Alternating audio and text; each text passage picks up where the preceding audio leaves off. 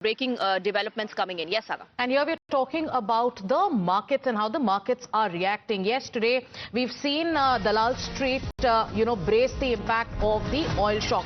Our colleague Hina will be joining us in just moments from now. But yes, war has hit the global markets and the Dalal Street has felt the shock. Markets have been bleeding with regards to the global oil surge. Brent crude has crossed more than $100 per barrel. Hina is with us. Hina, as we discuss the political war of words over the EM statement, another big concern for global economies is the surging oil prices amid the war in West Asia. What's the impact on our markets? Well, we are seeing a bloodbath in Indian stock markets on the Dalal Street. We are seeing the bloodbath in Japanese stock markets, in South Korean stock markets. And all of this is happening, Sagrika, because of the surge in crude oil prices. For the first time since 2022, the crude oil price has moved beyond $100 per barrel. It is hovering around $114 per barrel. And it is not a good news for any oil importer across the world. Now, look at India's example. Why exactly are the markets falling? Let's simplify this for our viewers. Markets are falling because oil is rising. India imports about 88% of its oil requirement, and out of that 88% about 50% comes only from the Middle East. With Strait of Hormuz seeing disruptions, the oil supply to India is going to get disrupted, and it's not just oil we are talking about. We're also talking about LNG, which is converted into LPG and CNG in our country. LPG prices have already gone up. I mean, even if we have, say, for example, 3-4 weeks of crude stock with us, we don't know for how long this war is going to continue.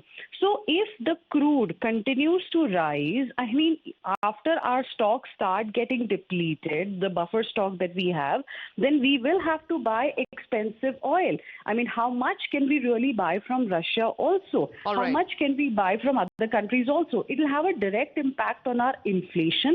It will have a direct impact on our economic growth. And that is the fear and nervousness that you're seeing on stock markets today. That is why there is panic selling happening, because nobody knows what's going to happen. So nobody knows what's going to happen. But in the meantime, let's also take our viewers through what Donald Trump, the President of the United States, has to say with regards to the surge in global oil prices. And after that, I'll toss to Swati, who is with our guests at Vijay Chowk. Donald Trump says, and he's posted on Truth Social, he says short-term oil prices, which will drop rapidly when the destruction of the Iran nuclear threat is over, is a very small price to pay for the United States of America and the world's safety and peace. Only fools would think differently. President Donald J. Trump. That's Donald Trump's statement on the surging oil prices. Swati, he says it's a small price to pay. The bigger focus should be on how the United States is eliminating the nuclear threat from Iran. Yes, perhaps a small issue for him, and he is, adding fuel to fire. Let me bring in two guests, Nikhil Jain and Tushar Gupta. First, Nikhil Jain. Nikhil Jain, it's an evolving situation. There is a lot of uncertainty. So at the moment, don't you think the opposition also needs to cooperate with the government?